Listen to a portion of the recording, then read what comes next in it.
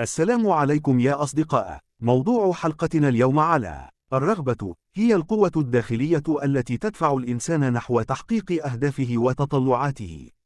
هي الشرارة الأولى التي تشتعل في عقل الإنسان وتدفعه إلى العمل الجاد والسعي نحو التغيير أو التحسين في حياته.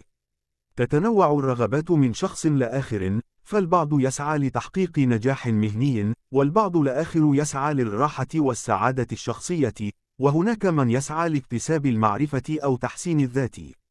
تعتبر الرغبة المحرك الأساسي لكل إنجاز، فهي تعد الدافع الذي يقف وراء كل خطوة نقوم بها في الحياة.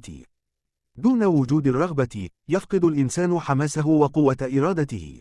فالرغبة ليست مجرد أمنية عابرة، بل هي شعور قوي ينبع من داخل الإنسان، يجعله يقفز فوق التحديات والعقبات.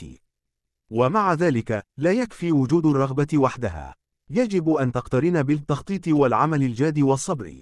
هناك من يملك الرغبة لكنهم يفشلون في تحويلها إلى عمل ملموس بسبب نقص التخطيط أو الاستسلام للعقبات. لذلك، من المهم أن توجه الرغبة بشكل صحيح، وتدعم بإجراءات عملية تساعد على تحقيقها. كما أن الرغبة قد تكون سيفا ذا حدين، ففي حين أن الرغبة القوية تدفع الإنسان نحو تحقيق أهدافه، فإن الرغبات غير الموجهة أو المتسرعة قد تقوده إلى مسارات غير مرغوبة.